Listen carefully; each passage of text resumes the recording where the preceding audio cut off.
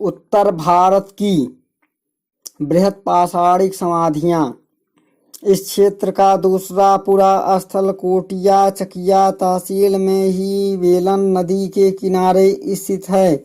यहाँ के उत्खनन में संगोरा तथा शिष्ट प्रकार की समाधियाँ मिलती है। इनकी एक खास विशेषता यह है कि इसमें काले लाल भांडों के साथ साथ लौह उपकरण भी मिलता है। इसमें दराती, बसुला, बाड़ाग्र आदि सम्मिलित है। मानव अस्थियां नहीं मिलती, किंतु गाय, बैल आदि पशुओं की अस्थियां मिलती हैं। शर्मा के अनुसार इन स्थलों से जो भौतिक संस्कृति दिखाई देती है वह ताम्र पाषाणिक लोगों की है। एक सावधान की रेडियो कार्बन तिथि ईसा पूर्व 3री शती की प्राप्त होती है। बृहत पाषाणिक संस्कृतियां काकोरिया, कोटिया समेत विंध्य क्षेत्र के एक बड़े भूभाग में फैली हुई थी। काकोरिया समाधियों से एनबीपी मृदभांड की ठीकरे नहीं मिलते। इससे ऐसा प्रतीत होता है कि इस क्षेत्र में एनबीपी स्तर के प्रारंभ होने तक लगभग ईसा पूर्व 6ठी शताब्दी बृहत पाषाणिक संस्कृतियों का अंत हो गया था। बृहत पाषाणिक संस्कृतियों का विस्तार महाराष्ट्र के विदर्भ क्षेत्र में भी मिलता है। नागपुर विश्वविद्यालय तथा भारतीय पुरातत्व सर्वेक्षण विभाग की ओर से किए गए उत्खनन एवं अन्वेषण के परिणाम स्वरूप विदर्भ के पूर्वी क्षेत्र में अनेक पुरा स्थलों कौंडिन्यपुर, जूनापड़ी, ताकल घाट, महुरछरी, पवनार आदि से संगोरा तथा शिष्ट प्रकार की समाधियां मिली हैं। इसमें शवों के साथ साथ पशुओं की हड्डियां, काले लाल भांड तथा लौह उपकरण आदि रखे गए हैं। इस प्रकार भारत में बृहत पाषाणिक संस्कृतियों का क्षेत्र अत्यंत व्यापक था और यह नहीं कहा जा सकता कि ये मात्र सिंध पर्वत के दक्षिण में ही सीमित है।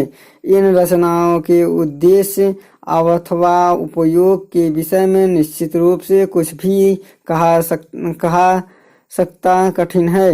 गार्डन चाइल्ड का अनुमान है कि बृहत पाषाण किसी अंधविश्वास संबंधी अनुष्ठानिक अथवा धार्मिक उद्देश्य के बनाए जाते थे। सामान्य विशेषताएं।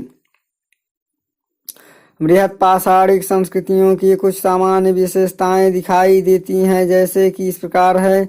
नंबर 1, प्रायः सभी का निर्माण ऊंचे पहाड़ी स्थलों पर किया गया। नंबर 2, इसके नीचे एक या अधिक तालाब निर्मित पाए गए हैं। इसका कारण संभवतः निर्माण सामग्रियों की सुलभता एवं कृषि के लिए सिंचाई की सुविधा रहा होगा। इससे यह भी सूचित होता है कि ये स्मारक रहने की बस्ती के समीप ही बनाए जाते थे। इन स्मारकों के निर्माण कृषि कर्म से भली भांति परिचित थे। इसके द्वारा उत्पादित प्रमुख अनाज चावल, जौ, चना, रागी, मडुआ आदि थे।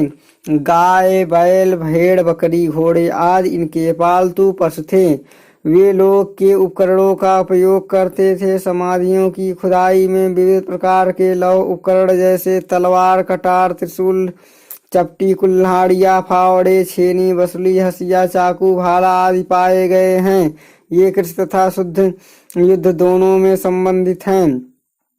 सभी समाधियों से एक विशिष्ट प्रकार के मृग भांड, जिन्हें कृष्ण लोहित अथवा काले और लाल भांड, ब्लैक एंड रेड वार कहा जाता है, प्राप्त होता है। ये चाक पर बनाए गए हैं। इनके भीतर तथा मुंह के पास वाला भाग काला तथा शेष लाल है। इन्हें औधे मुंह आओं में पकाया गया है।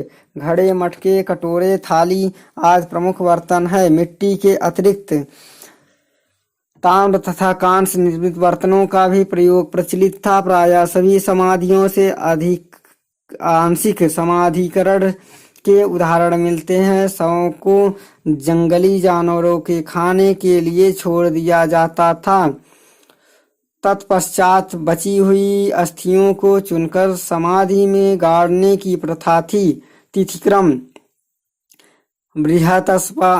बृहत्पाषाणिक संस्कृतियों की निश्चित तिथि के विषय में मतभेद है। व्हीलर ने ब्रह्मगिरि के उत्खनन में 3 संस्कृतियों का उद्घाटित किया, जिसमें दूसरी संस्कृत बृहत्पाषाण काल की है। यह संगोरा तथा डलमेन प्रकार की समाधियां मिलती हैं। व्हीलर ने इस संस्कृत की तिथि को ईसा पूर्व 200 से 50 ईस्वी के बीच निर्धारित किए जाने का सुझाव दिया है। कोयम्बटूर जिले के सुलर नामक स्थल से एक समाधि में ऐसा ईसा पूर्व 3री अथवा 2री शती की एक मुद्रा मिली है। इसी जिले के पंडुकुल से रोमन शासन अंगास्ट की एक रजत मुद्रा 27 से 14 मिली है। इसमें ईसा पूर्व मिली है। इसमें सूचित होता है कि ईसा पूर्व 3री शती से लेकर ईसवी सन की 1ली शती तक इन स्मारकों का निर्माण किया गया। कुछ पुरास्थल हल्लूर पय्यामपल्ली आदि से उपलब्ध रेडियो कार्बन तिथियां बृहत्पाषाणिक संस्कृतियों के प्रारंभ की तिथि ईसा पूर्व 1000 तक ले जाती है। संकलियां तथा के.आर. श्रीनिवासन ने ऐसे पुरातत्वविदों की धारणा के लिए संगम साहित्य के समाधिकरण का जो विवरण मिलता है वह बृहत्पाषाणिक संस्कृतियों में प्रचलित प्रथा का भी उल्लेख करता है। संगम साहित्य की तिथि ईसा ईस्वी की प्रथम 2 शताब्दियों में निर्धारित की जाती है। अतः ऐसा प्रतीत होता है कि इस समय तक बृहत्पाषाणिक समाधियों का निर्माण हो रहा था। इस प्रकार विविध स्रोतों के आधार पर हम इस संस्कृति का कालक्रम ईसा पूर्व 1000 से लेकर 1ली शताब्दी ईसा पूर्व तक निर्धारित कर सकते हैं। सुदूर दक्षिण में यह संस्कृति 2री 3री शती ईसा पूर्व तक प्रचलित थी। बृहत्पाषाणिक समाधियों के निर्माताओं की निश्चित पहचान के विषय में मतभेद है। दक्षिण भारत तथा भूमध्य सागर की बृहत्पाषाणिक संस्कृतियों में घनिष्ठ समानताओं को देखते हुए कतिपय विद्वान यह प्रस्तावित करते हैं कि दक्षिण भारत में यह संस्कृतियां पश्चिमी एशिया से ही आई थी। इस प्रथम संपर्क ने बाद में घनिष्ठ संबंध का रूप धारण कर लिया, जो काफी समय तक चलता रहा। भूमध्य सागरीय क्षेत्र में इसकी प्रारंभ तिथि ईसा पूर्व 2री शताब्दी मानी जाती है। इसके विपरीत डेमनहार्क, झुकरमैन आदि कुछ विद्वान आदिचन्नलूर से प्राप्त नर कंकालों के आधार पर दक्षिण की इस संस्कृति का निर्माता द्रविड़ जाति को मानते हैं।